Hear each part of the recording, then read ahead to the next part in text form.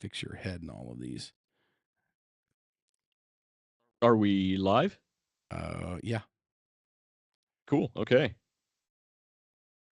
Everybody's enjoying the view right now. Don't say anything stupid at the moment. We'll get back over to see. We'll get.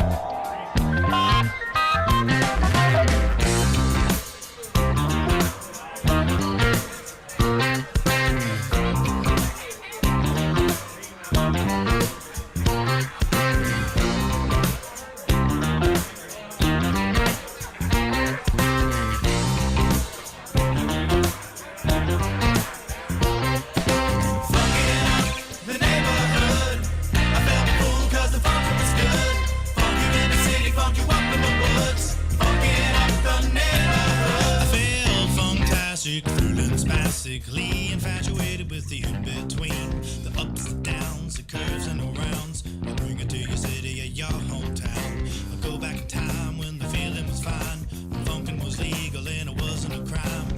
Party people lined up and down the way, a bigger celebration than your birthday. Funkin' up the neighborhood, I felt the fool 'cause the funkin' was good. Funk you in the city, funk you up in the woods. Funkin' up the neighborhood, funkin' up the neighborhood. I felt the fool 'cause the funkin' was good. Funk you in the city, funk you up in the woods. Funkin' up the neighborhood.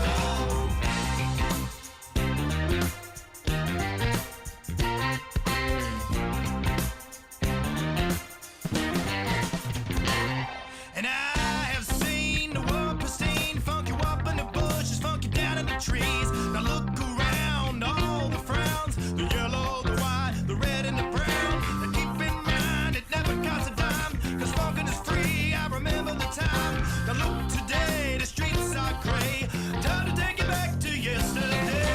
Funkin' in the neighborhood, I felt the fool 'cause the funkin' was good. Funk you in the city, funk you up in the woods. Funkin' up the neighborhood, funkin' up the neighborhood. I felt the fool 'cause the funkin' was good. It was good in the city, funk you up in the woods. Funkin' up the neighborhood.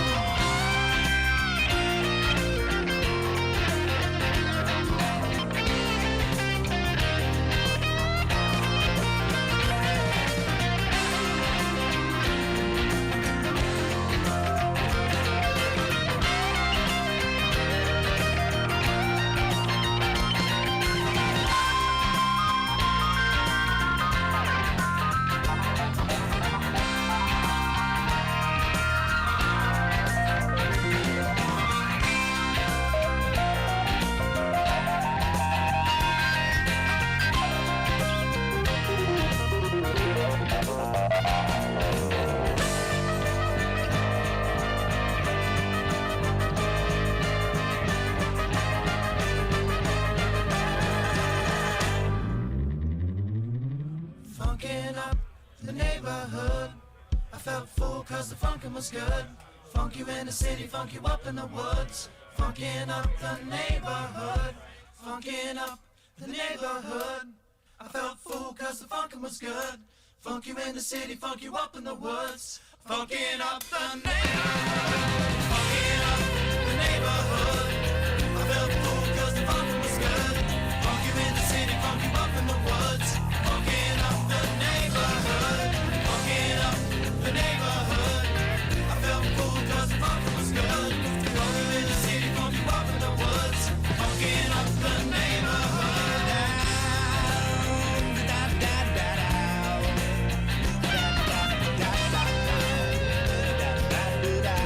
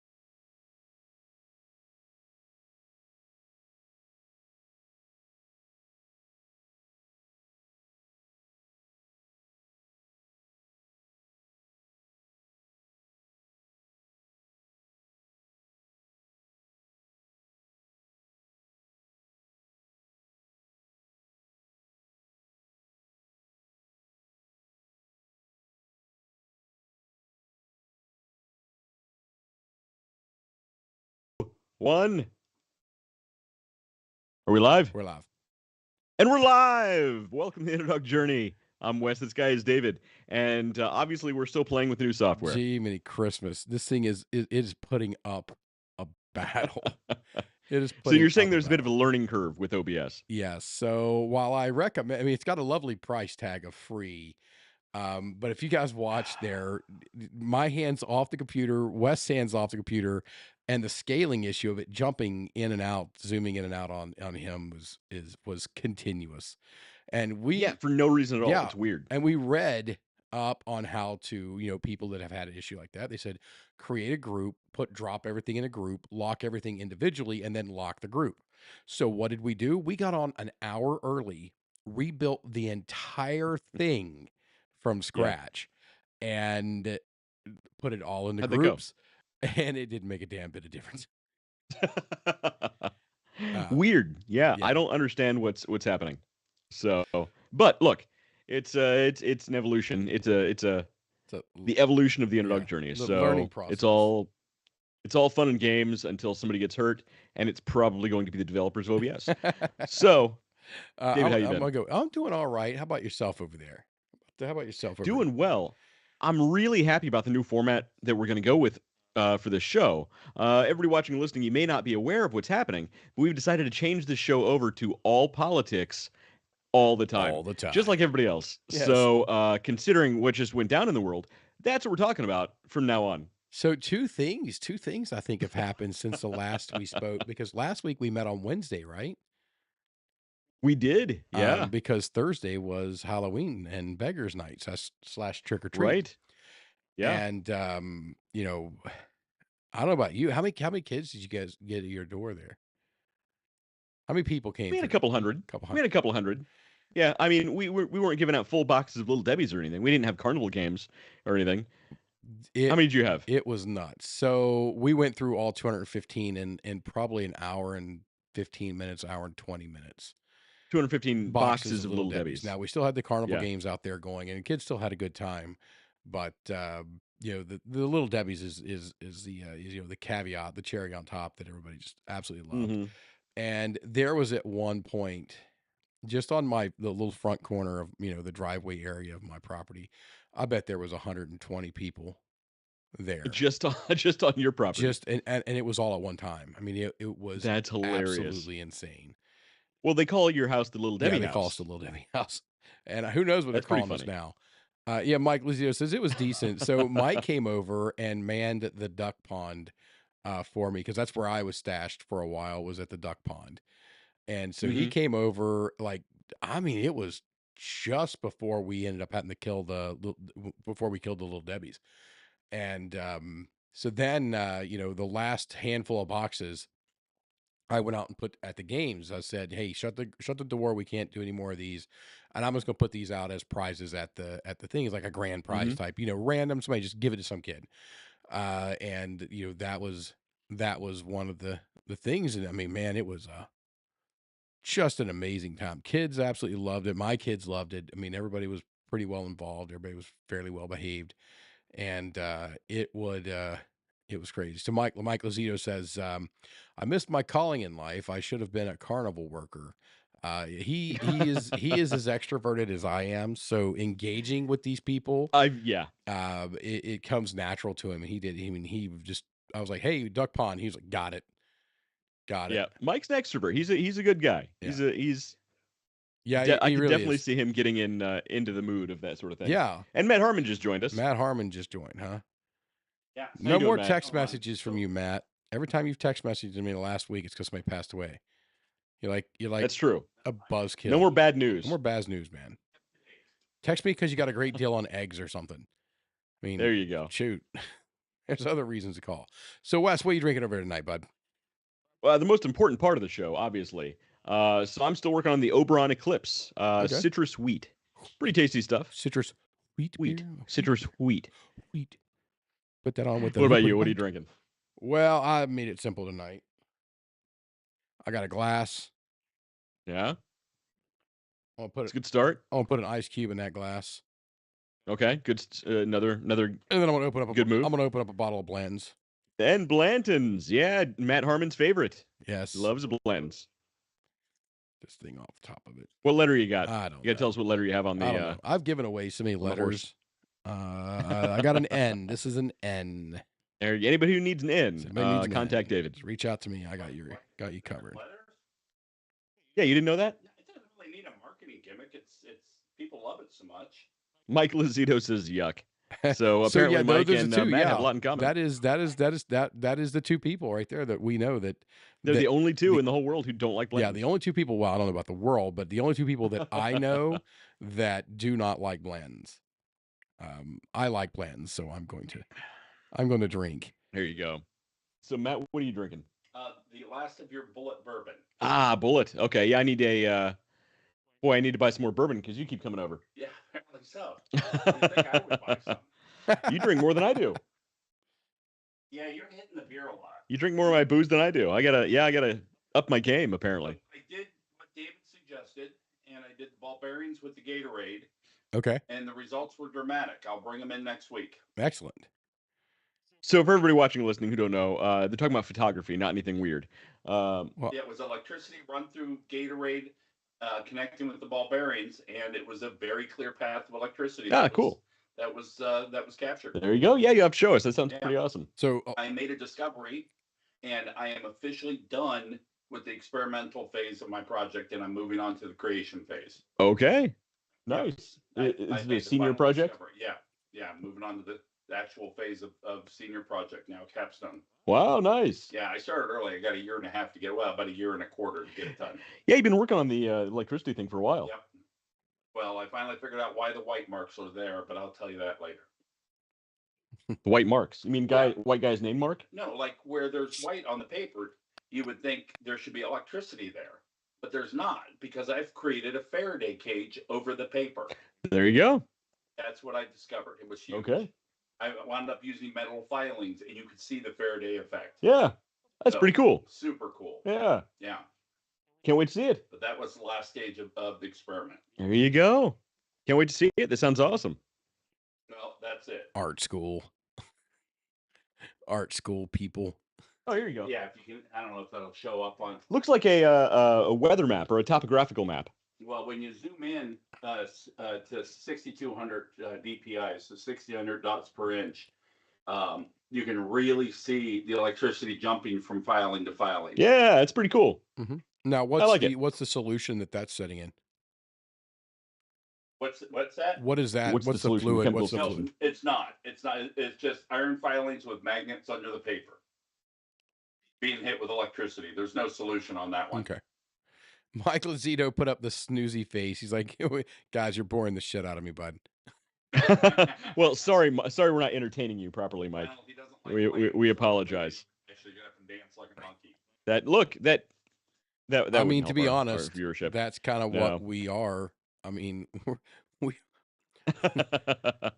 to be fair, it's perfectly acceptable for them to expect us to be a little entertaining. That's what we're here for. I think Mike is telling us to get right to the news. I wish. Okay, so we're going to talk about the news article that we couldn't get to play tonight. We wanted to show it. Do we show it tonight or do we fix it and then do it on one of the other shows? Let's fix it and do it properly. Okay, if nobody can hear the audio. There's no point. There's no point in doing it, but it's absolutely hilarious because we talk about brand perception, and branding power, and kind of really how people can be influenced by your marketing. And this is up there. I believe it actually beats the Palesi video. It's a good one. I think it beats the Palesi video, and the Palesi, especially if you like Android phones, it's a good one. Oh yes, yes. Anything that makes fun of Apple users, I'm all for.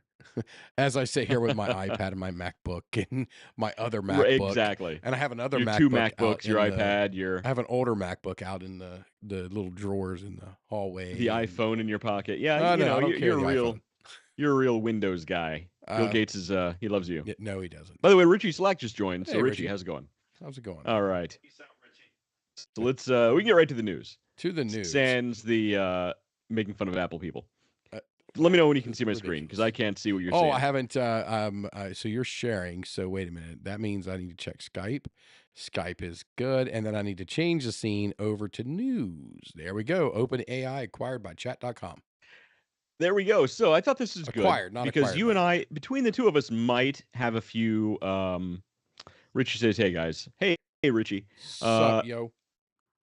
we between the two of us, we may have some URLs that we're sitting on." And I thought this was interesting because OpenAI, they have ChatGPT. They just bought Chat.com. Well, here's an interesting thing about Chat.com. Chat.com is one of the oldest domains on the web, having been registered back in 1996. Last year, it was reported that HubSpot co-founder and CEO, I'm not going to try and pronounce that last name, or that first name for that matter, purchased Chat.com for $15.5 million. And he, of course, recently sold it to OpenAI. It doesn't disclose how much they sold the domain for, but I'm willing to bet it was more than $15.5 million. Yeah. That is it's not public. They're not telling people about that. So interesting, but love the price point on that. Yeah, me too. What I don't like is whenever. So I'm really glad that that GoDaddy doesn't bill annually, like all at one time, like prorate for a year and then hit you all in January, because the amount of money that I spend at GoDaddy is just freaking ridiculous. If my wife ever finds out how much money I've spent into GoDaddy, I think we're going to have some long conversations. Definitely. I don't I'm know if actually she's in the watching process of today. switching all of my domains over to Cloudflare. It's a lot cheaper. Oh yeah, you say It's so. a lot We got less we have expensive. important news here that just popped up. Richie Slack says he's got the salted caramel crown and apple cider tonight. Nice. Hope you all have some good drinks. And you're doing the Oberon Eclipse, right? I got the Oberon Eclipse. Okay. And I kept it Citrus simple. wheat. That's citrus wheat beer. Citrus wheat beer. I say citrus wheat. I say yes. Whip. And I'm drinking out of my 45 glass, which now has to be upgraded to a 47 glass. And in there is just something simple. It's Blanton's and an ice cube. That's you go. And Nikki Leffingwell just joined. So Nikki, ignore everything David says. Yeah, well, ignore everything I just got done saying and said, man, I hope she doesn't hear me say how much money I spend at GoDaddy.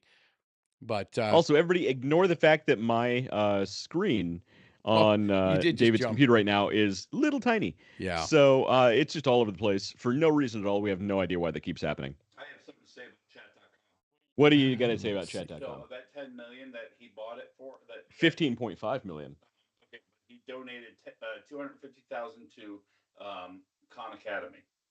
Out of $15.5 million, he donated $250,000. Yeah, he's a generous bloke. He's just their AI personalized AI education initiative. Sure, he's a real generous guy. There we go. If he wants to throw $200,000 at me, I'll take it. So that's all I got to say. Yeah, I mean, I'm just. Somebody comes by like, hey Dave, you want to do it? You want to do something for $200K? All right, I guess. I mean, if I must.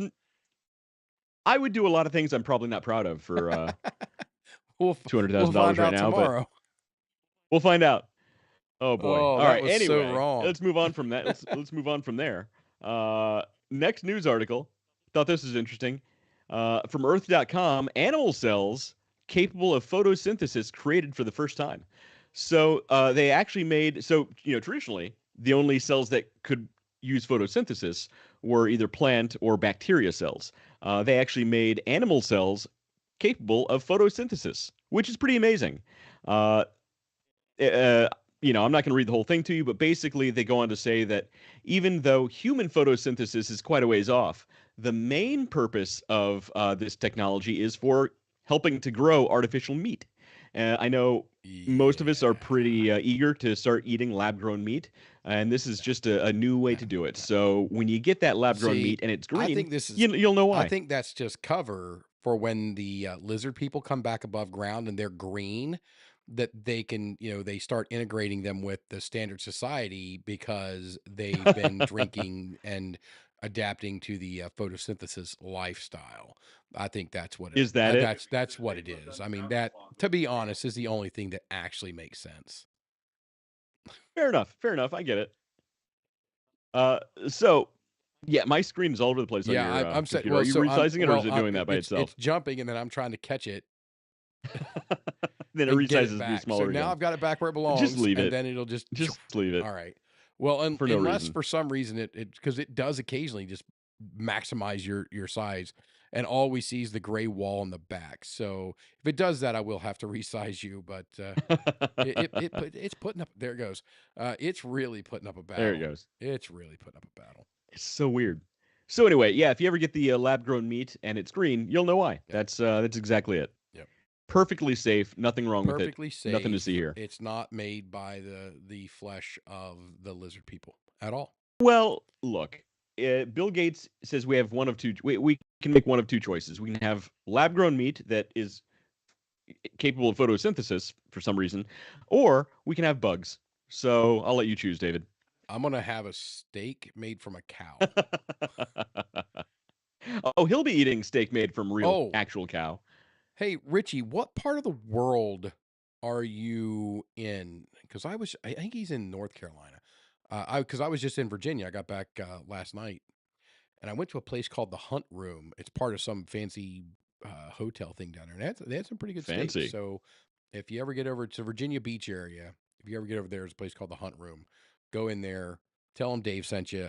Drink a lot of their bourbon because I did, and enjoy because they have I good was just going steak to say, and put great it on bourbon. David's tab, and he'll never know. They don't know me that well. They don't know me that well. So I just tell everybody. So wait a minute, something's going on here. I see a Disney ad. It's a sign to book a trip. I don't get And then it. your wife so Nikki said Nikki agreed. says she agrees, but I'm not sure.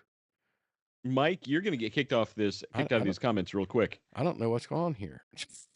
She's got a. On the screen there's a Disney ad. There was a Disney ad on the website we're on. Oh yeah. So we'll move on to something that might not have Disney ads. The next news article. Speaking of great biotechnology that's coming out, high-speed 3D bioprinter precisely creates human tissue from brain to bone. So now that they can make animal cells that are capable of photosynthesis, they can actually 3D print body parts made out of have you photosynthesizing cells. Have you seen the show Upload? I have. Where they're trying to put the consciousness back into the body that's made by Oscar Mayer. That's pretty funny. This is what I see right here. I was actually thinking of the scene from The Fifth Element where they 3D print the lady from the arm. Oh yeah. Mia Jovovich. That was way better. Yeah. If they can make a few Mila Jovoviches, Jovovi, I'd be okay with that. Is that the plural, huh? Is that the plural? How do you pluralize Jovovich? Oh man, now I want to watch Fifth Element. Yeah, it's a classic. That's one I'm really glad they haven't remade yet. Yeah, Nikki has made fun of me we've been together for 21 years plus now, and she has made fun of me for every one of those years because of how much I like the Fifth Element. What, so, Nikki? Come on, no, it's a classic. It's an all-time classic. Yeah. Salted caramel crown apple cider. Yeah, he is. God, it sounds like. Actually, salted caramel bourbon is really good. My father-in-law had some from I forget which distillery had it from, but it was really good, man. Back in my day, our bourbon tasted like shit, and that's how it's supposed to be. Says the guy who doesn't like Blanton. Says the guy who doesn't like Blanton's. Yeah. Yeah, bum. All right. So now drink your bullet, they will soon be able to 3D print any body part you need. I'll let you do with that what you will. Well, I was just thinking about amputees and things like that. I mean, there's some practical use to this, but there's a practical use. You're out of magenta. What the hell happens then? Right, your color corrections are way off. Yeah, there are some very bad jokes you can make right now. Boy, there's. Well, there's plenty of jokes to be made with just printers and shit. You don't have the right driver or Windows update or something like that. I mean, any number of things, and some bad things are going to happen. Yeah, exactly. You get the off-brand 3D bio printer juice, whatever they call it. Juice. I was gonna go with ink, but juice that works. Well, they got a big old jar of juice right here on top of the printer. So okay, that's it right there. That's the That's the juice. Whatever it is, that's the. You know what? Good. Let's go with that. That's the juice. That's the juice. All right. So, moving on juice from right that, here's the next step. Obviously, these are all in progression. Can life be engineered? Biochemists take key step towards synthetic life forms. So now, not only can they make animal cells that are capable of photosynthesis, they can 3D print biological material from brain to bone. Now they're actually working on fully synthetic life that they could hopefully 3D print. Yeah, you ever see the you ever see the new Damn Dune? McDonald, You ever what see the Dune? hell, man? Says, why does Dave look like he just left a P. Diddy party? Don't. Is Dan McDonald saying you look like you're covered in baby oil? I don't know what's happening. I don't know. Am I glossy tonight? I didn't think I had the David, lights up. you do look a little glossy. I think. Look, I'm not judging, but you do live in New York, so whatever you got to do, you got to do. No. Yeah, I didn't see that one. I didn't. Ooh. I was going to say I didn't see that one coming, but that just opens up a whole new world of jokes. No. Are you making fun of are you making fun of my hat? Is that what it is? This is an authentic Boston Scally hat, and it's the first responders version of the Boston. It may be Scallies. the fact you have spotlights and a smoke machine in your office there. Well, that's a humidifier. My humidor over here has been running extra because the house, we keep it pretty cold. So yeah, it's been running. So I brought out one of my hygrometers and I set over here, and the humidity in this room was pretty low. And I've got the acoustic guitar back here, so it should have a little more humidity than it was. So I cracked out the humidifier thing and got it going. I was like, you know what'd be cool is if I shut that up, and then I went and got a new light to shine down for my middle guitar and get the white in. Yeah, it looks pretty good. You get the red, white, and blue going. You got your guitars. That's yeah. So really, but y'all have been here earlier when this thing was running full steam. It looked, I mean, it was like cloudy. The sun was shooting through, and it did those sunbeams through the windows. You get the cool, yeah. So, but I'm gonna have to run it for a few days at minimum just to try to get the temperature or the humidity back up in this. So you're saying it's not a Diddy party in that it's actually a vaporizer filled with GHB. Is that what you're trying to say? What I'm saying is that is not what I'm not judging. I'm just saying. I'm saying there's water in a bucket thing back there that's vaporizing and putting moisture in my room for my guitars and my cigars. That's what that makes way more sense. Now that makes more sense than the okay. I'm just now understanding what he meant by the P. Diddy party. Okay, all right, we're good. I thought he was making fun of my hat. I'm like, son, this is you're in Boston. How could you make fun of a Boston Scally? You can't do that. The hat's working for you, David. The hat always works for me. What are you talking about? You know how many now chicks I pull with this hat? None, but that's not the point. Well, Nikki's watching, so hopefully none. Even she tells me to take it off. She's like, you look like an idiot. Now Dan McDonald says Matt Harmon will be over David's in 15 minutes. It's a 7-hour drive, thankfully. He's on his way right. He really, really, really wants to be part of the Diddy party. So anyway, man, we went right off the rails. We went from printing the next version of Life Forms to a P. Diddy party, man. Right. That was quick. So thanks, Dan. Look, I mean, if it can be covered in baby oil, Diddy's gonna diddle it. So they're gonna make fully synthetic life forms now, and who knows what you can do with those at a Diddy party. Okay, so moving on from there. Oh man. Here's something that I know you're gonna love, because I know you love AI, David. Yeah. This is from MIT Technology Review, because we pretend to be smart sometimes. Why AI could eat quantum computing's lunch. There are actually people saying the AI is getting so advanced now, so good now, they're actually questioning whether we even need quantum computers. Those are people who can't afford to get quantum computing. Right, these are the. I think MIT can afford a quantum computer or two, but maybe the scientists haven't gotten the grant. Richie Slack says one spectrum to another, and I'm like, yep, we're definitely on a spectrum. Richie, we're definitely on a spectrum on this show. That's I'm full tilt with that. So I disagree with this. Just the opening line now. The opening line. Have you actually tried to use AI? Now, and I again, you know me, I hate the term AI. It is it's a large it should language be in model. quotes. It's not actually intelligent. Yeah. It's if-then statements. Yes. Yes, it's if-then statements, and it's a language model. It's language modeling. Okay, we get it. You can use snippets of somebody's and say, oh well, I can tell you to write it in the style of Ernest Hemingway. Well, grab some whiskey and a cigar and get me drunk enough, and I can write in the style of Ernest Hemingway as well. I can speak just like him as well. Sans the rifle. Yeah. Yes. Ow, man, you went dark. Boy, it Like, went dark. you It went went real dark. quick. Sorry. Quick. I love Hemingway. I'm sorry. Oh man, that was and now we're on to another spectrum.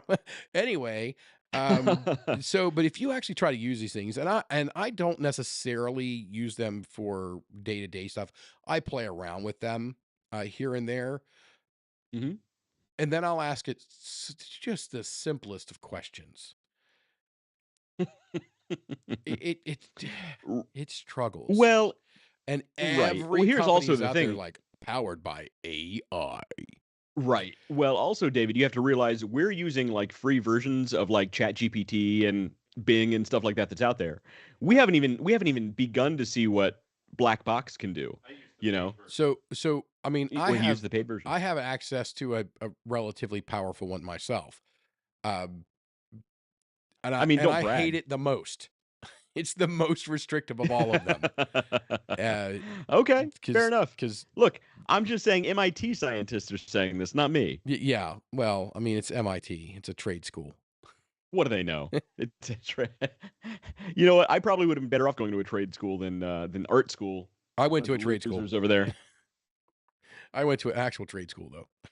Look, we should do a whole show about trade schools, man. That episode yeah. of South Park where the tradesmen are like Yeah. the millionaires and all the scientists and highly educated people are standing out in front of Home Yep. Depot. Like it's coming true. Do you need It's some coming through, though. geology? You know, exactly. Do you need some geology? That was a great man? episode. Get a job. I love it. That was a great episode. But there are very There you go. few South Parks I've ever watched and was like, man, that sucked. That's true. Fair point. I mean- Dan McDonald says AI has only been good with photos and mixing animals playing music. That's true. It is great with photos. It's amazing with photos. Amazing with photos. I gave David access to one of the free photo platforms, and it can make some pretty realistic stuff. No. With zero restrictions, Uno might I momentos, add. por favor. You did not give David access to it. You put my picture in it and put me in a bikini.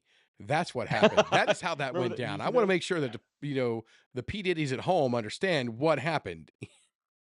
Well, I got to find those and bring those up. Let's that was not pretty do good. that. It's That was what? Was that our 4-year? No, I didn't.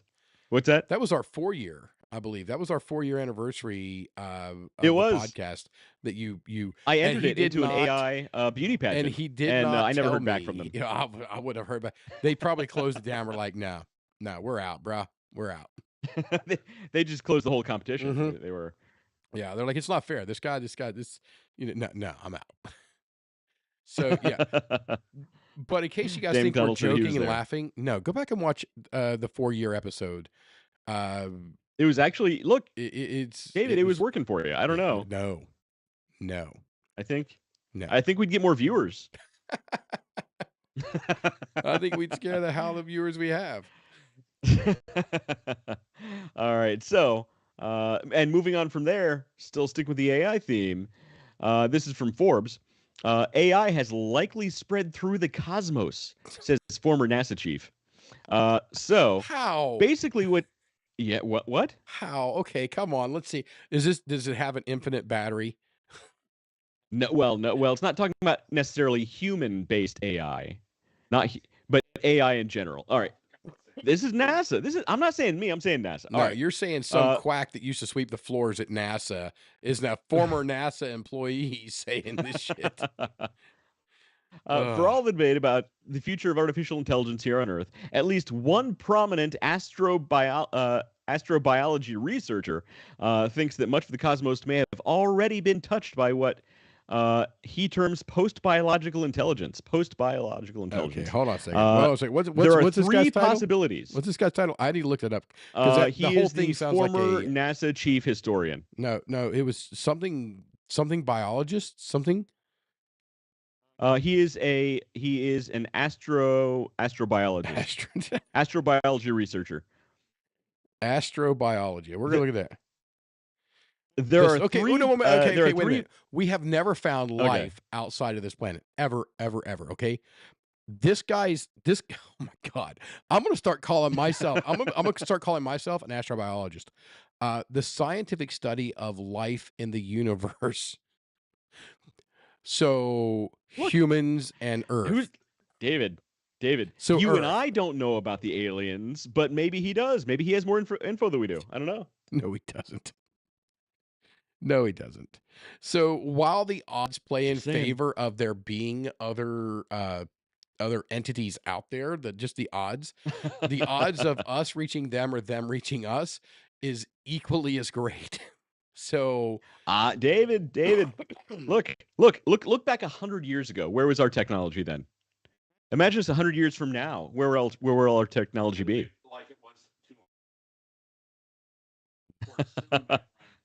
was One possibility is that we live in a physical universe in which life is a fluke, a biological universe in which life is common, or a post-biological universe in which biological life has mostly or partially transitioned to AI, says Dick. In my view, the universe is most likely, at least partly, post-biological. This is NASA. I'm just saying it's NASA. Which tells me this guy has way too much time on his hands and needs to be transferred to the factory division of NASA. Well, he's at least government funded, which, look, that's a good gig if you can get it. Yeah, that's all I'm saying. I'm just telling you. I would write stuff like this, too, I watch a lot of Star Trek. I always thought it was xenobiology. Isn't it? I thought it was xenobiology. But possibly. What do I know? But the way that it looked up here was astro was like the study of the living entities in the universe. So that's Earth. That could be a botanist. Well, he's not technically wrong. If he studies biology on Earth, technically we are part of the astro. Absolutely. But I don't know that. I don't think that's a title I would use when writing an article. But it sounds really good. Yeah. So I think I want to come up with something that's just absolutely insane and give myself a really good title. Oh, wait a minute. I already do that for work. Never mind. There, see, exactly. Hey, I am well aware of how empty titles are. So at this point, I'm just trying to get the most absurd titles. Well, it's like when you watch the History Channel, and they'll be talking about like ancient aliens or something. The Alien Channel, and they'll have like something crazy expert in this crazy field that didn't exist before 5 minutes ago. Yeah. But they're the expert in this thing. They're the experts. Reminds me of the South Park episode. Remember the aliens at Thanksgiving episode? No, I don't. So how they had go ahead. So they had like aliens at Thanksgiving, and like the History Channel was like doing the whole documentary, and the expert they kept having on was Stan, and at first it was like, you know, elementary school kid, and then it said professor of this, and it said highly trained expert in this. Every time it showed him, like it upgraded his title. Upgraded his title, yeah. South Park's genius, man. I might do that. I might do that with my signature block at work. It's just astrobiologist. Just start making it so ridiculous. I mean, no. So that it still applies to me. Okay. But it's I don't know. I'm going to end up with a God title. I'm going to go through. I'm going to go until somebody calls me out on it. And then I'm going to restart. I'm going to restart, and then I'll send them a gift basket, a fruit basket, or something. If they call me out on it being ridiculous, I'll give them a fruit basket. But until then, I'm just gonna let it ride and just keep upgrading the absurdity of the title in my signature block, because that just sounds like a lot of fun all of a sudden. I mean, like a lot of fun. Just and I'm going for a possibly a new position, and that would be great. Look, it couldn't hurt. Put that on your LinkedIn. Yeah. It says here you were Lord and Savior of the lithium ions in 2024. Yes, I was. What you need to do is maybe again, maybe this is a good job for ChatGPT. Have it come up with the most like complex combination of the most advanced words in the human language to explain exactly what you do, and like string that into like this super complicated title. Yeah. That's what you got to do. You That's know it. what I'm going to do is not do it for what I do now. Because what I do Is now is that what actually got kind of you? complicated. But I'm going to do it for like when I flip burgers for Fuddruckers. That's funny. And I'm going to Look, have it create something Fuddruckers. ridiculously there. Something ridiculous Speaking there.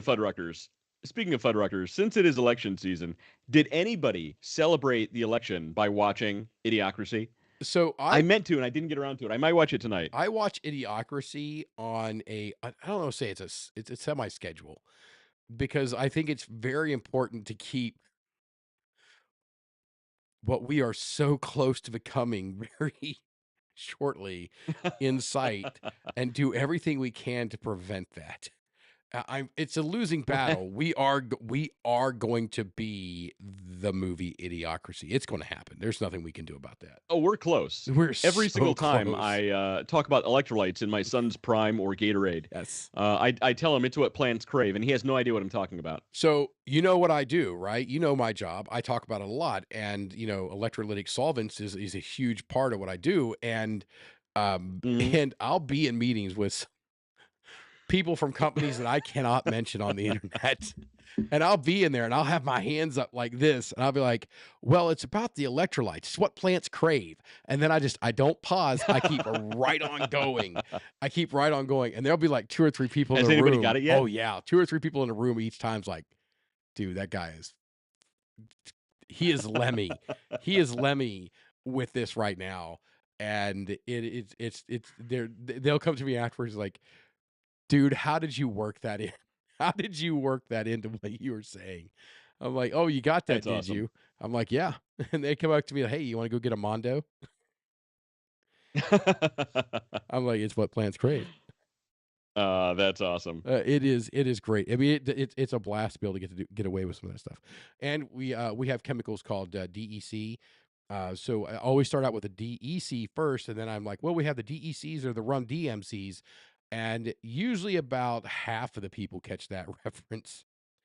That's a little bit more accessible for Yeah. people of certain age. Yeah. Generational knowledge. Yes. So the Run DMC gets it, but when I'm talking about electrolytes, and I literally get my hands on it's what plants crave. And then again, I don't miss a beat. And just keep right on going. Just keep going. And, you see a couple people get quick eye contact with each other, and they're like, "Yeah, this is the guy right here. We want to do business with that guy." This is just stop talking now. Give me the contract. Just give me. I'll sign it away. You know what? I'll buy 2. It's a great. So anyway, that was the news. That was the So news. we are that was our progression all the way up to post biological life in the universe. We're all doomed, so let's enjoy the ride. None of that news was good. That was great news. Full of great news. You just gave me a bunch of bad news. That was great news. Now, I know. I can see where You this don't stuff want- goes. I can see the end result, which is death for everyone. Well, we all died. That happens anyway, bro. That's Like true. that. So I've said "bruh" like 3 times, and I got 2 more times. I get the steak knives. It's true. He can say "bruh" 2 more times. Ooh. Yeah. Bruh. Bruh. All right. So, probably switch out of this yeah. scene because we're done with the news. That's all we got. To cast scene 1. There we go.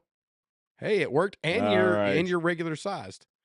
So And I'm regular size for now, for as long as it can stick yes, around. All right. We'll see what happens. Let's see, Wes. So you're the only one in this scene. I got the scene unlocked, and I've got you unlocked because I'm ready just in case you start warping around the screen. It's because I'm post-human. I'm not Yeah. actually real. Yeah, you're not really there. I'm just still he's just still an AI dedicated to the creation. fact that one day we'll have a completely AI generated show, and we won't tell anybody. It'll look like you and I talking. It'll be So will completely we 100% have to- AI generated. So will we It's have going to happen. build in screw ups? Will we have to build in technical errors? and Well, it'll issues? probably actually sound way better than it currently does. We'd have to build in screw ups. You're right. So I don't know if you've seen it. I forget the name of the platform. Google has a Matrix. free platform right now. where if you put in a document, you can upload any document, and written document, right?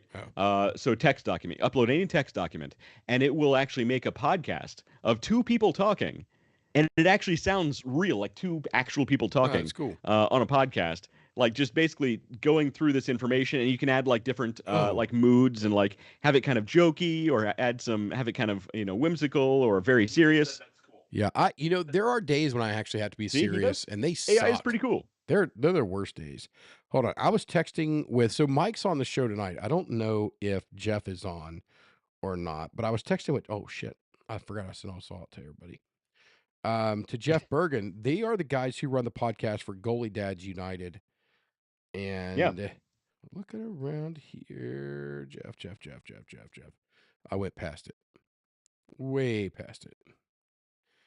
Yeah, so everybody go to Goalie Dads United on YouTube. Yeah. That's they got their new website up too. They got they're coming soon. Oh, cool. They've got a website for some of their merch, and they've got some pretty cool stuff. So if you have a kid that is middle school to maybe a sophomore, with their vernacular, they've got a couple hoodies that will absolutely get their attention, and it's pretty freaking funny, and they got some pretty good. Here it is. Let's see here. So Wednesday of next week, Goalie Dads United, they're hoping to get back onto the podcast, and so they've been working on getting their site together. I noticed that they had just posted here it is. I'll put it up on my screen here. Goalie Dads United, so you guys can see it coming soon, and that's their website, goaliedadsunited.com. So hopefully you guys get over and check that out. Because, that's Jeff and Mike. Some of the viewers right there. It's so Mike says it low key slaps. I don't know what he's saying. But these kids that are like in junior I don't think high, you can say that on our show. Low key, Mike. This is a family show. You can't say low key slaps. Yeah, no, I think you can. I think it's kids. I'm just saying kids might be watching. I'm just saying kids might be watching. Kids are the ones that freaking say that, man. Inappropriate. It's totes inappropriate to talk about low key slaps. So the totes my goats thing. What was the other side of that argument with Darth Vader? So it was totes my goats, and then there was another saying that was just as equally ridiculous, and I cannot remember it for the life of me. With Darth Vader? So James Earl Jones in the commercial was like totes my goats, okay. And then there was another one there was another person that was saying, I didn't see that one. Another thing, and I cannot remember what it was. What the commercial Dan was? McDonald said must be a P Diddy party password. Dude, come on, man. We just finally made it past the last time you mentioned P Diddy. No. What we're talking about right now is the website and the podcast over there at Goalie Dads United. And you guys got to do it and check that out. So is the website goaliedadsunited.com? goaliedadsunited.com. So nice. Okay, cool. So, I like that dude. Yeah, Mike is a good guy. I like Mike's Mike a lot. Great guy. Jeff's a great guy, and them two together. I can't wait to see more of it, of the show. I'll tell you, it was last summer. I think it was last summer, and I'm outside. We're working outside, and I go inside to make a sandwich. And, I'm listening to Jeff tell a story about people bringing over, they'd made Jell-O shots, and he kept calling them pudding shots. So I'm assuming that he means Jell-O shots, but again, I don't know. But somebody also brought wings with blue cheese over. Yeah, you told us the story. And I got to tell it again because I'm literally inside making my people sandwich. May not know. Yeah, go ahead. People may not know. I'm inside making a sandwich, and he's talking about this, and he's having a good time, feeling good, and then he goes to do a Jell-O / pudding shot, and instead of when you do that, you crush the whole thing, and you have it all right then and there. It's a shot. It's a shot. Well, he did that, but it was blue cheese. And he doesn't like blue cheese.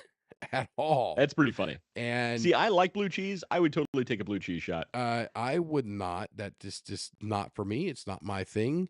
And I do spend a decent amount of time over in Buffalo. And when you order like wings, they're like blue cheese, and you go no ranch, and they're like, you're getting blue cheese. I'm like, you bring me blue cheese, I'm gonna throw it at you. And they go, no, you got to try the blue cheese. I was like, what's the number one ingredient in your blue cheese? Ranch. All right, well, hold the rest of the stuff and just give me the damn ranch. Right. Yeah, hold the fungus. Yeah, hold the fungus. I'm good. I don't need that. And I've also learned this. I think I've actually shared this on the show before. If you want the best wings, best buffalo wings, don't go to Buffalo. If you want the best Philly sandwich, the best Philly cheesesteak, don't go to Philly. That is going to let you down. Absolutely let you down. And it's not low key bussing at all. No, the low key slapping. Low-key slaps. No, bussing's a thing too. Bussing or slapping. Yeah, no bussing or slapping. So no slapping on the busing either. No, don't slap anybody on the don't bus. slap You people can on the bus. It's not cool. Get jumped for that. Yeah, jumped. Oh, geez. But speaking of merch, we haven't actually. Yeah, but speaking of merch, we haven't actually talked about ours in a while. So everybody go to underdogjourney.com, underdogjourney.com, and check out some of our merch. It's going to take you to one of the hidden pages on underdogplus.com, where of course you can buy the delicious Underdog brew bones. Hold on a second. So you can pick up some Underdog brew bones so they can see and. This. Oh, there you go. Nope, can't see me. There we go. All right, there you see go. if I can find the screen. There you have it. No, back in front of your face there. Oh, there it is. It's okay. There you have it. Okay, you're good. There we go. The screen's all over the place. I'm trying to keep up with the delay. So and it just shifted again. Go to you're Underdog. Good, though. You're good. Go to underdogjourney.com and pick up some awesome merch and some delicious bones for your dog. 20% of all the profits go to local pet rescues. Yep. We can move on. I can't wait. So I'm actually going to head over to town. Matt eats more than dogs do. Yeah, Matt does. Matt does actually eat quite a bit of those. And strangely enough, he dips them in his whiskey, and then he likes to dip them in his bourbon. And then eats the dog treats. True. Yeah. And I've eaten them. They're not bad. I can't legally tell people they should or could eat them, but Matt does. Yeah. Well, there you go. All right. So we got David, you ready for the main topic? So you ready for this? I don't remember what it is off the top of my head, but I do remember that I read all the way through the agenda and replied back to you. I read the agenda. You did actually reply back, which you never do, so I found that odd. Yeah. Even though you don't actually remember what the agenda was. I don't remember what it was. We've talked so much about P. Diddy parties P. Diddy parties and AI that I've completely lost track of what it was. So let's see here. Dan says AI camera sucks. I'm gonna. Yeah, the AI, whatever AI is controlling your camera. Yeah. So is what's all crazy is up. By the way, it's David's machine, not mine. So everybody watching, you can blame David, not me this time. So what's crazy is mine's been rock solid. And there was a couple weeks ago where both of ours was just zipping in and out with resizing and rescaling. And you know what? You talk about a frustrating show when you got both cameras that are going bananas on it. And that was the night. That was it. So let's see. What's the name of tonight's topic? All right, so the topic is the secret to great marketing is selling the problem, not the product. Selling the problem and not the product. And we've kind of touched on this a little bit in the past, but it's a really important one. So what I find funny is, as you sent this over today, I had just got done doing a presentation for some people. We'll just call them people, because I can't share who they were. And I started thinking about my presentation. And the core of my presentation always talks about the subject matter, like what is it we're talking about? Then it's what the risk is, what the problem is, what the results of nothing is. Then and that's one thing I've been using a lot is what's the cost of inaction? Yeah. Then I talk about my product is. I talk about the product and the things that I work with the most. I talk about them the smallest amount of time. Right. Because the idea is most people, and I'm not a salesperson. You're the sales side, David, so you know way more about this than I ever will. But this is something that I know inherently because I have worked in sales in the past a little bit. But marketing also plays a big role in this, which is nobody cares about the features. If you're just talking about features, you're only talking to yourself and people exactly like you. You're not talking to your The customer. number of people I've went out with and they start talking about, well, if you use this RLD in place of this right here, we've got 52 LEDs on it with 17 buttons that can transcribe back into the main core panel and be part of your back. But Yeah, most people and I'm have like, checked out at word one. nobody gives a shit about what you just said. Nobody Right, cares. exactly. Nobody cares. And there's what I call those little things. And so when I focus on things, I focus on tangible and usable portions of whatever system or product. I Mhm. don't get lost in the weeds. Right, and that's what happens when you start talking about And features. when you start with your product, Right. you have to fill the time with your product, which means Mhm. you have to bring all these things in that really do not matter to the customer. Right. But when you talk about So the problem, mhm. or the risk associated with now you've opened up a Mhm. huge area where there's a ton of questions, and you've moved out of the world, Right. being the sales guy, you've moved out of the world of I'm lecturing and giving a presentation to a conversation. And if you are worth your salt in sales, you want to get out of presentation mode as absolutely as fast as possible and get into conversation mode. Because now, what have you done? You have now engaged your customer. Right. So Dan says, but by selling the problem, you have to admit that there is a problem with the product. So uh, be transparent and give the confidence of the customer. Dan, we're not actually talking about the problem with the product. We're talking about the problem the product is trying to solve. Yeah. Right. So So Dan's in every fire product and protection. service in the entire world is there to solve a problem, and that's what we Yeah. need to So sell. Dan's in fire protection. So luckily Right. enough, we can talk pretty clearly about that. So Dan, in this case, we're going to be But you're talking right, about the Matt. risks of fire in a building. We're going to be talking about the damage that a fire can do to your building and the damage that a fire can do to a family due to a loss of a loved one. Mhm. Those are the types of things that we're going to talk about. We're going to present the issues from having this before we even think about talking about or even naming our product. Right. Exactly. So Hashtag goat box. I on don't know what that means, but Goat Box. that Is sounds that like part of something that I'm the Diddy afraid Party that, thing? yeah, that sounds like we're going back to the Diddy Party thing, but I'm going to Google it, but I'm going to Google it in incognito mode because Do not Google that on your work yeah, my work computer. stuff's over there. So with with some newer stuff that I'm kind of working with behind the scenes a little bit, uh, I spend at least half my time whenever I No, talk to okay. people who don't really know about It's literally what just a I'm box. doing. We're good. We can save. It's safe. We What can I talk about a box. what I talk to people about who don't really know what I'm doing, I spend at least half my time talking about the problem that it's going to solve, right? I talk about, there's this issue and this issue and this issue and these problems, and that gets people really interested. Well, then what's the solution? I'm the Well, solution. in my case, I can say currently there isn't one Yes. until Yes. You have this a unique. thing. You know what I mean? You have a very unique situation there.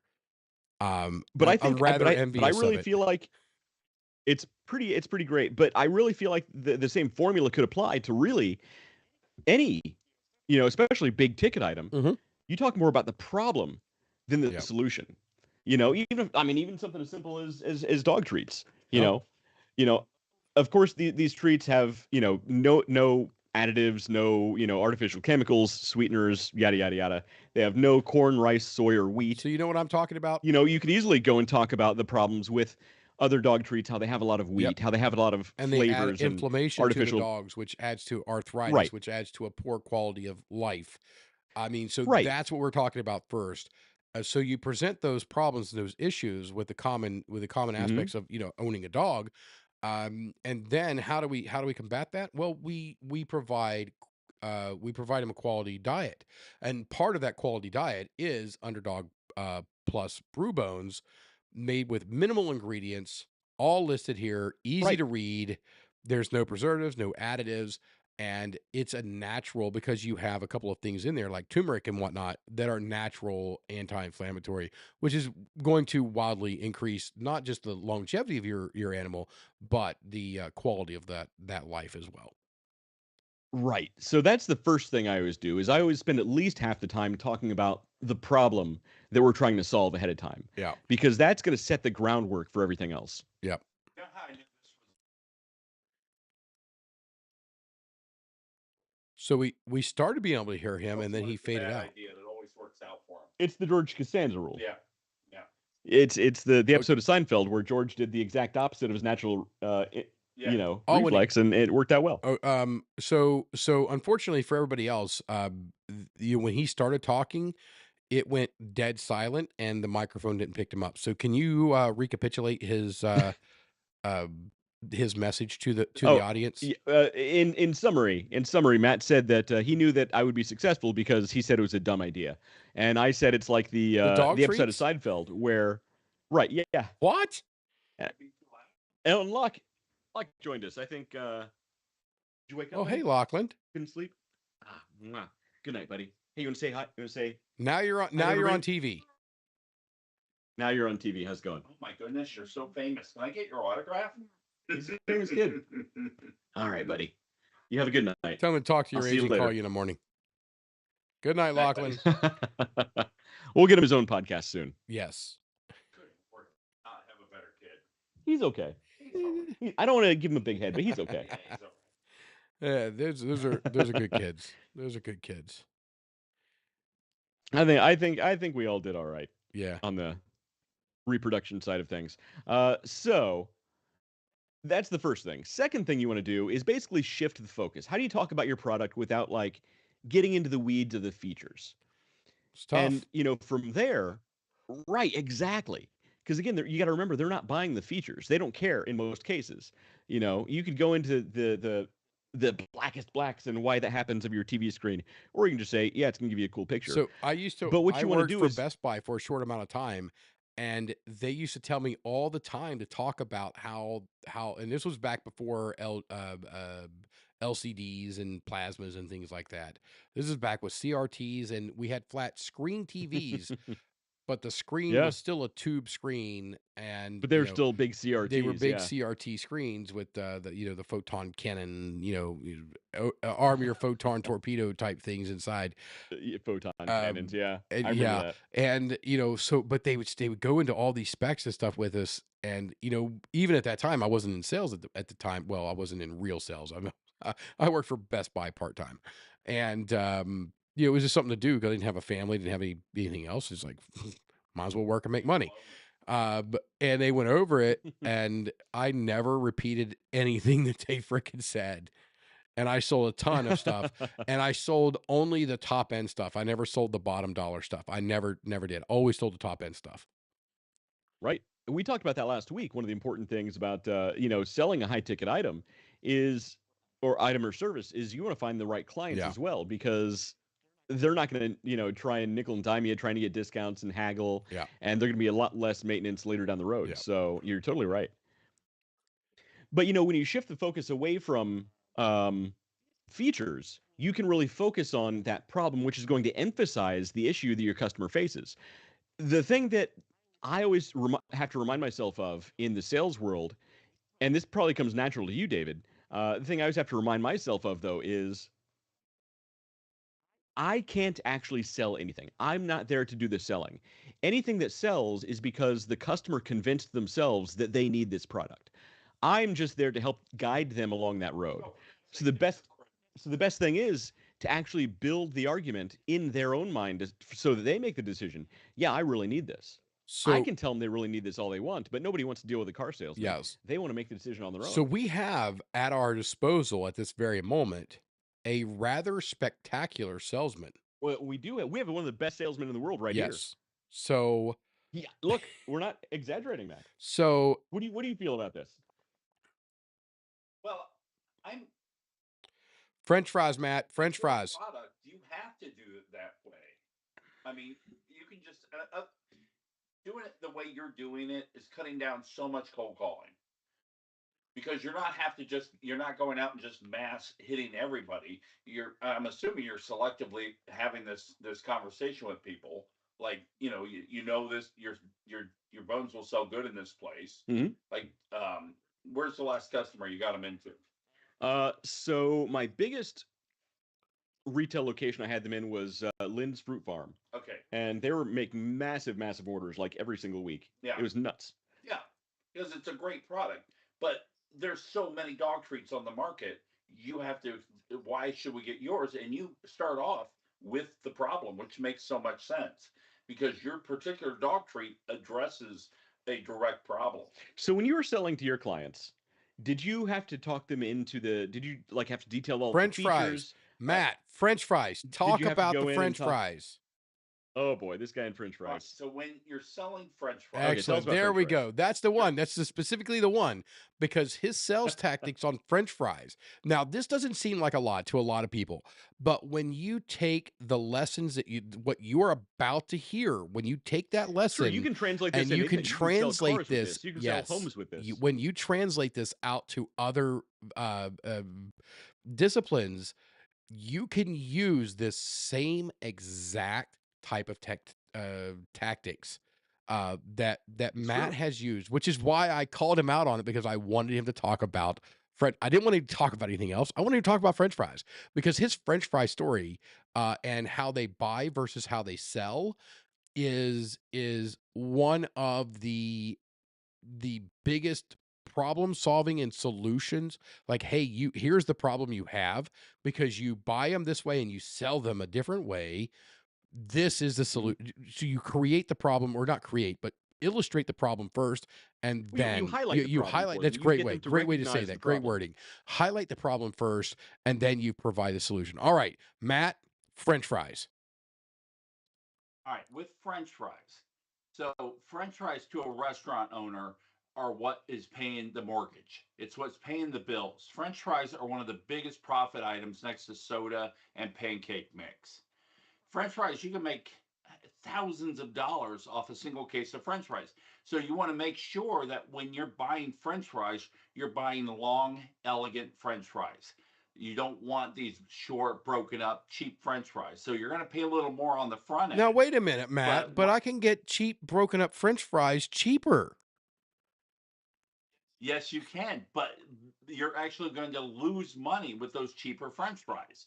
Now, forget about the shortening for a minute. We'll get to that. The fact that you buy French fries by the weight, so you're going to buy them by the pound, and you're serving them by the volume. There it is, right there. There's the problem. You're buying them by the weight, but you're serving them by the volume. That is right. So you want long, elegant French fries that are going to take up more space on a plate, so that you're serving less French fries. I get it. But it appears to be more, and it's not by huge amounts. It's less than an ounce difference, but that ounce is that's an ounce per serving. Yeah. That's an ounce per plate. That is so amazing on French fries. But then you want those premium, long, elegant French fries also because they're air dried. They don't have as much moisture, which means you're not going to be spending as much on shortening. That's correct. Because that shortening is going to get rancid. Every bit as important as the French fry. Yep. So you're going to extend the life of your shortening. Those are two items that by spending more money, you're going to be making more profit. Those are two items that are just critical to every restaurant. And I'm amazed how many thousands of dollars are thrown away because people want to go with the cheap. You just highlighted a problem and you accentuated the solution. Mm-hmm. So what you're doing is you're allowing the customer to come to the conclusion on their own. Of course, this is the best solution for me. Well, as soon as you show them the weight for volume, like you can actually show them with beakers or pour it on the plate or whatever. That's why McDonald's serves their French fries standing up. Oh, sure. It's if you want to see McDonald's or French fry science at its perfected point, McDonald's is the place to look. Do you know Bill Gates? His farms are the exclusive growers of the potatoes used in all McDonald's French fries. Yeah, I can see that. It's a real thing. We don't want to go too far down that rabbit hole because then we're going to get into some pretty toxic, toxic things. Random aside. But I will tell you this right now, Matt. You have told me that story one time. One time he has told me the story about this, and I have asked him to repeat it. at least 3 times because of how important that lesson is. Forget everything else. You buy it by the weight, you sell it by the volume. And that right there is enough to be able to illustrate. You should be able to upsell. If you are a food distributor, you should be able to upsell. It right now, you should be not buying cheap low end French fries. Get out of it. You can get, and guess what? Guess where your margin is? Do you think the margin is on the small, chopped up, broken French fries? No, that's not where the margin is. The margin's on the more expensive product. So we want the revenue and we want the margin, and this gives you both. The illustration of the French fries is just such an excellent review on great sales and business decision making. It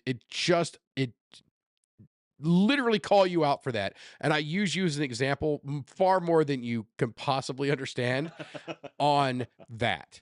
I literally use this in my day-to-day life on teaching people how to make good decisions because You're saying that go ahead. You're saying that Matt's more than just a cautionary tale. Oh yeah, yes, yes. So I mean, there are some red flags, but but in this instance, in this scenario, like I said, we have a person in the background there that, from his sales standpoint and his sales tactics, are absolutely phenomenal. If we had a shock collar on him, that would be even better. Oh, it'd be perfect if we could just get a shock collar on him. I mean, he'd be the best salesman in any organization that would hire him. My sales got so much better when I had an assistant to tell me to shut up. Yeah, I believe it. It was that was because I mean, if I have an assistant and all I have to do is talk to customers, it's perfect. And you have somebody to tell you shut up. Yeah, as a sales guy, as another sales guy, and people who have ever watched the show will absolutely agree. My hardest thing to do. By the way, Mike Hart is watching, and I'm sure he would agree. Yeah, Mike will absolutely agree. The hardest thing I ever have to do is shut up. The hardest thing I ever have to do is actually just shut my mouth. Yeah. So actually, I now have a notebook where I literally in class write "shut up, no one wants to hear this." Yes, that's good. So I wrote it 3 times today. Mike, I'm actually going to be over there this weekend. I'll be coming in tomorrow, and I should be meeting up with a gentleman in the neighborhood. And if we have a chance to meet up, I am going to have a delicious bottle of Weller Antique 107 for you. Ooh. So for me? no, I am not giving you Hey Mike, if you want to share that, let me know. I am not giving you a Weller Antique 107. But no. So I've been waiting for the Weller Red. We've had a bit of a scarcity on Weller lately. I do have a barrel or a foolproof back behind me here, but the other Wellers have kind of just went MIA for a while. But I did finally get a Weller Red, and I promised myself back in when we did our 400th episode back at Mike's office that the next one I get it belongs to him. So when I get into town, in worst case scenario, I'll just drop it off at your house on the way out of town. It'll be on your porch or something. But in the meantime, we're drinking Blanton's tonight. Well, I'm drinking Blanton's. Oh, I think Mike moved as soon as you left. He's like, I don't know. I don't want this guy knowing where I live. Yeah, we're going to the thing on Saturday. So I talked to Mike, or I talked about Mike. So, Okay, with West, with West there, or with Matt, I talk about, some of the sales tactics. And with Mike, I talked to people. I actually used it. Today's Thursday, right? Yeah, today. Today is Thursday. Yeah, I'm sorry, man. It's one of those weeks when I have. It's easy to lose track. It is, and I hate traveling out one night. I fly down to a place, I do a thing, I come back the next day. It's just, it really messes with my head, because I'd rather it just always be the weekend. But I'm sitting here talking. I'm sitting here talking to somebody today, one of the higher ups in my organization, and I'm talking to him about how important it is to keep life safety as the center of our attention and to stop going and chasing after pennies and nickels and dimes and dollars. And I told him, I was like, you know what, my old boss, which was Mike, I said, he taught me, it took a while for him to break the mold, but once he got there, I mean, it's pretty set in that if you put life safety first, everything else just kind of gets in order. Like with you put the healthiness of the dog first, everything else kind of fell in order, and you are at current maximum capacity on your product line. You have to now scale in order to do more.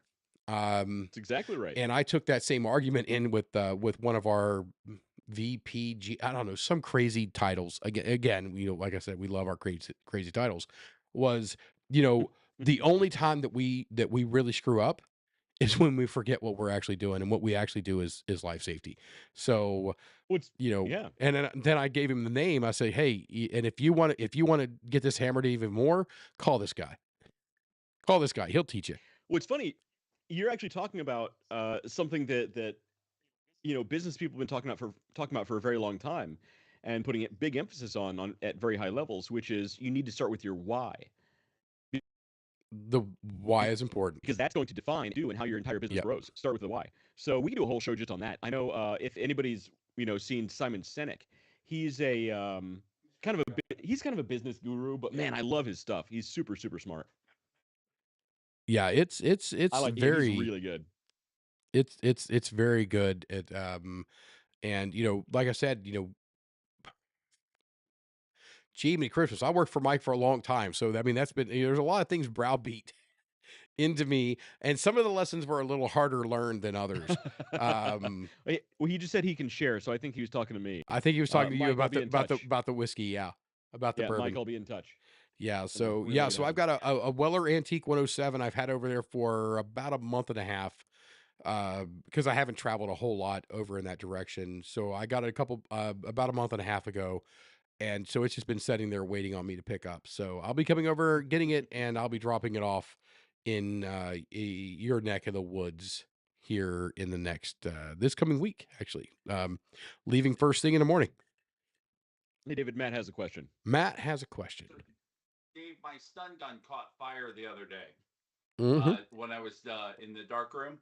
And I mean, I got it put out right away, but so it's destroyed. But Duncan and I were talking about, what if the lithium ion battery in the stun gun, if that's what it was, caught fire? How do you put that out? You can't. There is no way to put out a lithium ion battery fire. You can. So you're saying just dunking it in some water won't help, David? That will not help. It will, you can dissipate. The problem is when you have a lithium, you know what? We're not going into this math right now. Because if you guys get me talking about this is literally my world right now. And lithium ion batteries is my thing. Does your stun gun actually run on a lithium ion battery?